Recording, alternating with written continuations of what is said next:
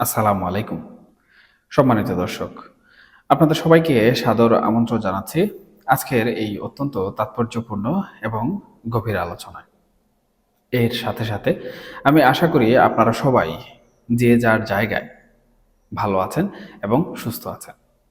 সুপ্রিয় দর্শক, আজ আমরা এমন একটি বিষয় নিয়ে কথা বলবো যা শুধু আমাদের বর্তমানকেই এখন প্রভাবিত করছে না, বরঞ্চ আমি মনে করি আগামী কয়েক দশকের জন্য এই অঞ্চলের ভূ রাজনৈতিক মানচিত্র কেমন হবে তার একটি স্পষ্ট ইঙ্গিত দিচ্ছে। আপনারা নিশ্চয়ই বুঝতে পারছেন আমি কিসের কথা বলছি। আমি তিস্তা নদীর কথা বলছি। নদী তো বয়ে চলে তার আপন নিয়মে, তাই না?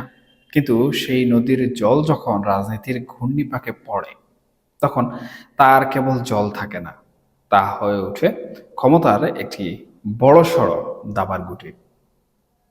দেখুন দর্শক, ইতিহাসের দিকে যদি আমরা একটু ফিরে তাকাই, তাহলে দেখব পৃথিবীর বড় বড় সভ্যতা যেমন নদীর তীরে গড়ে উঠেছে, তেমনি নদীর জলের অধিকার নিয়ে কিন্তু বড় বড় সংঘাতেরও জন্ম হয়েছে। প্রাচীন কালে চাণক্য তার নীতিশাস্ত্রে খুব চমৎকার একটি কথা সে সময় বলে গেছিলেন। তিনি বলেছিলেন, প্রতিবেশীর সাথে সম্পর্কটা হলো সব সময় একটা সুতোর উপর দিয়ে হাঁটার মতো, যেখানে একটু ভারসাম্য হারালেই পতন আসলে অনিবার্য। আজ আমাদের বাংলাদেশের কূটনীতি যেন ঠিক সেই সুতোর উপর দিয়ে হাঁটছে। আপনারা সবাই জানেন যে তিস্তা নদীর জল বন্টন চুক্তি নিয়ে আমাদের হতাশা কিন্তু দীর্ঘদিনের। বছরের পর বছর ধরে আমরা দেখেছি আলোচনা অনেক দূর এগুলেও ঠিক শেষ মুহূর্তে গিয়ে তা থমকে গেছে।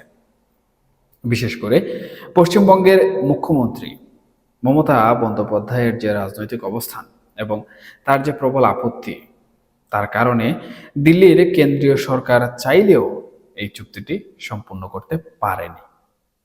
কিন্তু সাম্প্রতিক সময়ে বাংলাদেশের রাজনীতিতে যে পট পরিবর্তন হয়েছে, তারপর কিন্তু হিসাব নিকাশ বেশ বদলাতে শুরু করেছে।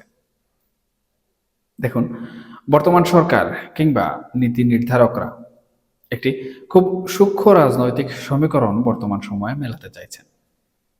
তারা দেখতে পাচ্ছেন যে পশ্চিমবঙ্গের ভারতীয় জনতা পার্টি বা বিজেপির একটি রাজনৈতিক উত্থান কিন্তু ঘটছে। ঢাকা হয়তো মনে করছে, যদি পশ্চিমবঙ্গে বিজেপির শক্তি বৃদ্ধি পায় এবং কেন্দ্রে তো তারা আছেই, তাহলে হয়তো রাজ্য এবং কেন্দ্রের এই যে মতবিরোধ সেটি আর থাকবে না। তখন হয়তো তিস্তা চুক্তির পথে যে কাঁটাটি বিছানো ছিল সেটি সরে যাবে। এটি একদিক থেকে অত্যন্ত আশাবাদী একটি চিন্তা, কিন্তু রাজনীতির মাঠে শুধু আশা দিয়ে সবকিছু হয় না। সেখানে দরকার হয় বাস্তবসম্মত এবং গুরুত্বপূর্ণ কূটনৈতিক চালের। আর ঠিক এখানেই শুরু হয়েছে এক নতুন চমক, এক অদ্ভুত এবং অত্যন্ত সাহসী কূটনৈতিক খেলা আমরা কিন্তু দেখতে পাচ্ছি। বাংলাদেশ একদিকে যেমন ভারতের কাছ থেকে তিস্তার জলের ন্যায্য পাওনা চাইছে, ঠিক তেমনি অন্যদিকে একটি বিশাল মাস্টার প্ল্যান বা বলা চলে মহাপরিকল্পনা হাতে নিয়েছে। এই পরিকল্পনাটির নাম দেওয়া হয়েছে Teesta river comprehensive management and restoration project. এর মূল লক্ষ্য হলো তিস্তার বুকে বিশাল জলধারা নির্মাণ করে বর্ষায় জল ধরে রাখা, যাতে শুষ্ক মৌসুমে আমাদের উত্তরবঙ্গের কৃষক ভাইদের হাহাকার করতে না হয়। কিন্তু আশ্চর্যের বিষয় হচ্ছে যে এই যে হাজার হাজার কোটি টাকার বিশাল কর্মযজ্ঞ, এ পুরো প্রযুক্তি এবং অর্থায়নের ভার বাংলাদেশ তুলে দিতে চাইছে চীনের হাতে। আপনারা একটু গভীরভাবে চিন্তা করুন বিষয়টা। ক্ষমতাচ্যুত সরকারের আমলেও এই প্রকল্প নিয়ে আলোচনা হয়েছিল, কিন্তু তারা ভূ রাজনৈতিক স্পর্শকাতরতার কথা ভেবে ভারতের দিকেই ঝুঁকেছিল। কিন্তু ক্ষমতার পালাবদলের পর আমরা দেখলাম হিসেব একেবারেই কিন্তু পাল্টে গেল। নতুন সরকারের প্রতিনিধিরা, এমনকি বিভিন্ন রাজনৈতিক দলের প্রতিনিধিরা বেইজিং সফর করলেন এবং সেখানে গিয়ে চীনের প্রতি দেখা গেল এক প্রকার নিঃশর্ত বন্ধুত্বের বার্তা কিন্তু তারা দিয়ে এলেন। দর্শক, সম্প্রতি আমাদের মাননীয় বিদেশ মন্ত্রী যখন বেইজিংয়ে গেলেন, এবং চীনের বিদেশমন্ত্রীর সাথে তার যে অত্যন্ত উষ্ণ ও ফলপ্রসূ বৈঠকটি হলো, সেটি কিন্তু আন্তর্জাতিক সম্পর্কের ছাত্র এবং বিশ্লেষকদের জন্য একটি বড় পাঠ হতে পারে। এই বৈঠকে বাংলাদেশ খুব পরিষ্কারভাবে এক চীন নীতির প্রতি তার দৃঢ় সমর্থন কিন্তু জানিয়েছে। শুধু তাই নয়, তাইওয়ান যে চীনের একটি অবিচ্ছেদ্য অংশ, সে কথাও কিন্তু আনুষ্ঠানিকভাবে স্বীকার করে নিয়েছে।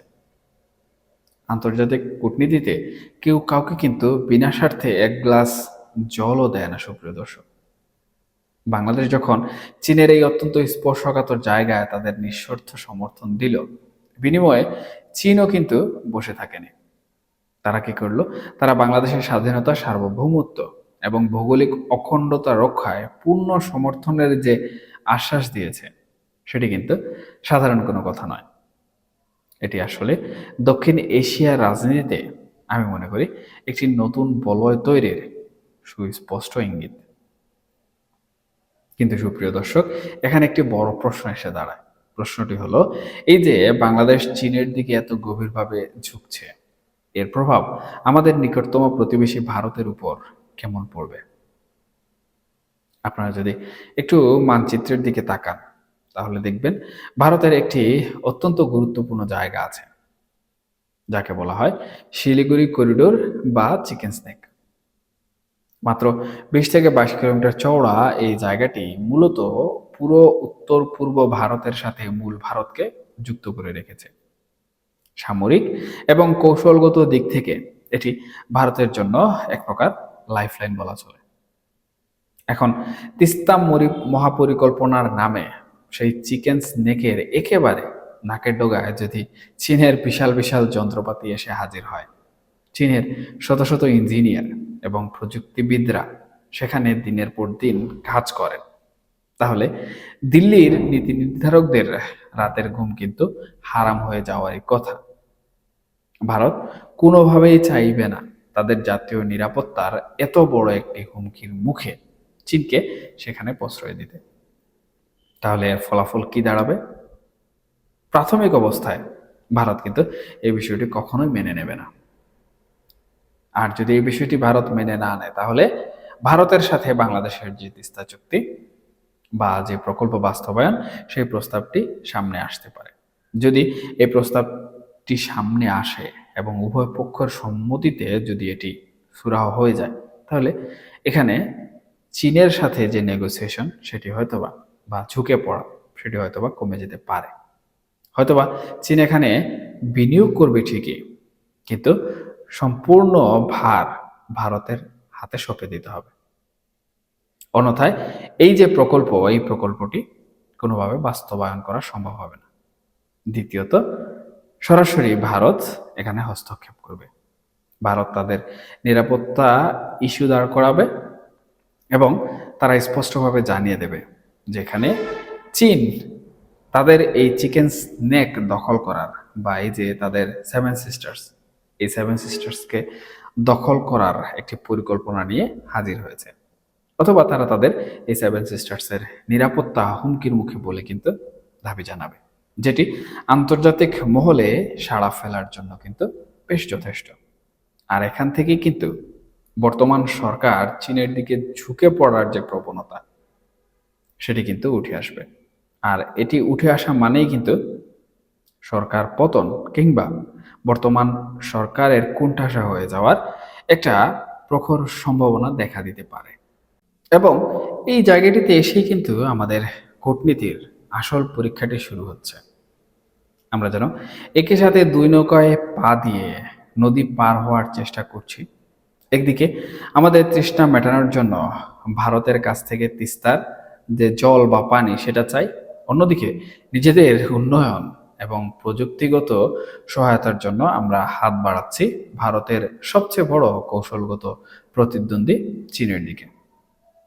ইতিহাস ঘাটলে আমরা কিন্তু স্পষ্ট দেখতে পাই, স্নায়ুযুদ্ধের সময় অনেক দেশই কিন্তু বড় দুই পরাশক্তির মাঝখানে এমন ভারসাম্য রক্ষা করার চেষ্টা করেছিল, কেউ সফল হয়েছে আর কেউ বা মাঝ দরিয়ায় ডুবেছে। আমাদের এই চীন ঘেঁষা পররাষ্ট্রনীতি কিংবা চীনের কাছে এই বিশাল প্রকল্পের ভার তুলে দেওয়ার ফলে আমরা আসলে কি অর্জন করতে যাচ্ছি সেটি নিয়ে কিন্তু গভীর চিন্তার অবকাশ অবশ্যই রয়েছে। সুপ্রিয় দর্শক, আমাদেরকে আসলে ভুলে গেলে চলবে না যে আন্তর্জাতিক সম্পর্কের সমীকরণগুলো খুবই জটিল।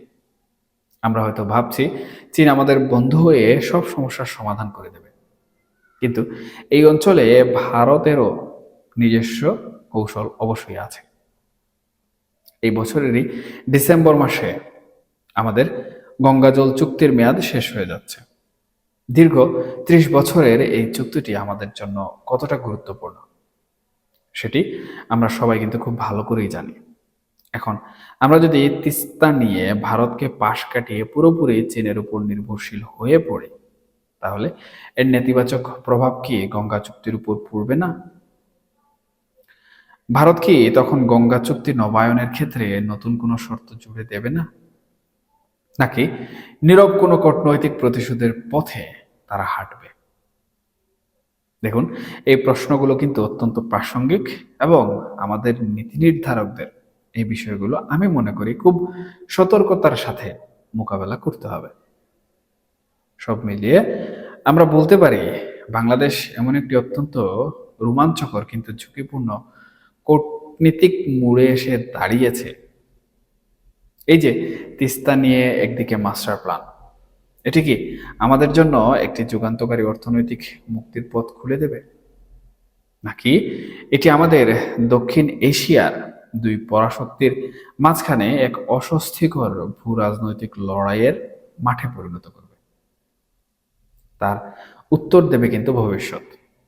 আগামী কয়েক মাসের মধ্যেই হয়তো আমরা অনেকগুলো ঘটনার সাক্ষী হতে যাচ্ছি। নদীর জল যেমন তার পথ খুঁজে বের করে নেয়, তেমনি আমাদের রাষ্ট্রযন্ত্র হয়তো তার সঠিক পথটি খুঁজে পাবে। এই প্রত্যাশাই কিন্তু আমরা করতে পারি। তবে একটা কথা আমাদের মনে রাখতে হবে, আবেগ দিয়ে কখনো কিন্তু আন্তর্জাতিক কূটনীতি চলে না। এখানে প্রয়োজন হয় দূরদর্শিতা এবং প্রজ্ঞার।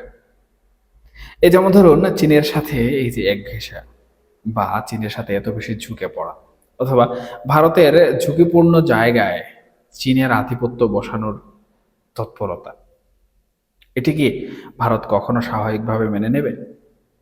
সুপ্রিয় দর্শক, আপনার স্বাভাবিক দৃষ্টিতে কি বলে? হ্যাঁ, তারা কখনোই কিন্তু এটি মেনে নেবে না। আর এটি যখন মেনে নিবে না, তখনও কিন্তু তারা আন্তর্জাতিক মহল বলুন কিংবা তাদের অভ্যন্তরীণ যে রাজনীতি বলুন, সেই অভ্যন্তরীণ রাজনীতির সক্রিয়তার মাধ্যমে বাংলাদেশের অভ্যন্তরীণ রাজনীতির পরিস্থিতি ঘোলাটে করার চেষ্টা করবে। এবং আপনারা কিন্তু জানেন পৃথিবীর ইতিহাসে পরাশক্তিরা সব থেকে বেশি জল ঘোলা করার জন্য কাদেরকে ব্যবহার করে? তারা তাদের গোপন গোয়েন্দা সংস্থা কাজে লাগাবে, গোপন এজেন্টদের কাজে লাগাবে।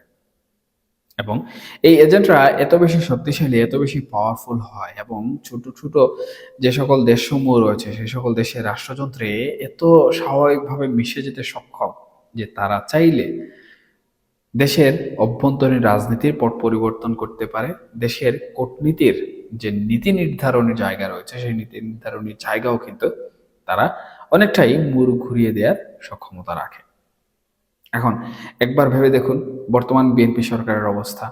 তাদের পররাষ্ট্র মন্ত্রণালয় এবং স্বরাষ্ট্র মন্ত্রণালয়, এই দুটির কথা চিন্তা করুন। আপনারা আসলে কি দেখতে পান? এখানে কি চীন কেন্দ্রিক কোনো লবিং আপনারা দেখতে পাচ্ছেন? আমি কিন্তু এখানে চীন কেন্দ্রিক কোনো লবিং দেখতে পাচ্ছি না। আমি এখানে যা দেখতে পাচ্ছি তা হচ্ছে আমেরিকা এবং ভারত। এখন এই যে শক্ত দুটি খুঁটি, যে দুটি খুঁটি মূলত একটি দেশের অভ্যন্তরীণ রাজনীতি, আন্তর্জাতিক ভূ রাজনীতি এবং পররাষ্ট্রনীতি সহ দেশের স্থিতিশীলতা নিয়ন্ত্রণ করে থাকে, সেই দুটি খুঁটি যদি মূলত একপাক্ষিক হয়ে যায়, অর্থাৎ আমেরিকা ভারত এখানে এক কাতারেই কিন্তু থাকে, তাহলে এখানে চীনের দিকে গা ঘেঁষাটা সেটি কি কোনোভাবে এই দুই পরাশক্তি বা এই দুই খুঁটির পক্ষ থেকে মেনে নেওয়া হবে? বা এই দুই খুঁটিতে যে এজেন্টরা বর্তমান সময়ে অ্যাক্টিভেটেড আছেন, যে গোয়েন্দা সংস্থার লোকজন বর্তমান সময়ে এই দুই খুঁটির চারপাশে দাঁড়িয়ে আছেন, তারা কি এই বিষয়ে নীতি নির্ধারকদের চীনের দিকে ঝুঁকতে পরামর্শ দেবেন, নাকি এখান থেকে সরে আসতে বাধ্য করবেন? দেখুন সুপ্রিয় দর্শক, এই যে অভ্যন্তরীণ পর্দার আড়ালের খেলা, কূটনৈতিক মারপ্যাচ, পরাশক্তিদের দাবার চাল, এগুলো কিন্তু অত্যন্ত ভয়াবহ। এবং এই যে গোয়েন্দা তৎপরতা, গোয়েন্দা কার্যক্রম, এগুলো কিন্তু আরো ভয়াবহ। এগুলো চাইলে নিমিষেই কিন্তু একটি দেশের পট পরিবর্তন করে দিতে পারে। আহামরি কোনো বিষয় নয়। বাংলাদেশও আমরা দেখেছি, পৃথিবীর ইতিহাসে এরকম হাজার হাজার নজির রয়েছে। একটি গণতান্ত্রিক রাষ্ট্রকে কিভাবে মুহূর্তের মধ্যে দেউলিয়া করে দেয়া যায়, সেই পলিটিক্স কিন্তু এই পরাশক্তিগুলো খুব ভালো করেই জানে। সুতরাং বাংলাদেশকে বর্তমান সময়ে কূটনৈতিক এবং অভ্যন্তরীণ রাজনীতির বিষয়ে অনেক সচেতন হতে হবে।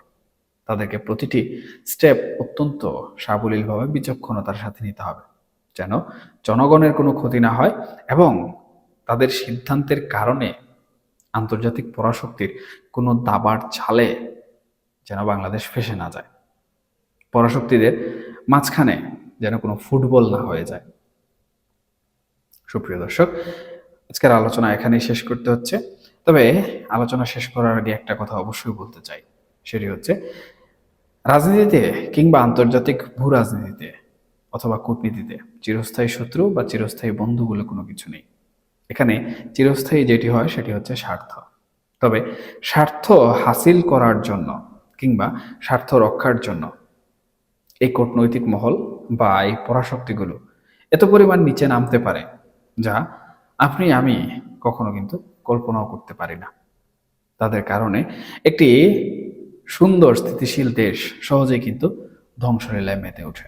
আবার একটি ধ্বংসলীলার দ্বার প্রান্তে থাকা দেশ অনেক সহজেই কিন্তু স্থিতিশীলতা অর্জন করে ফেলে।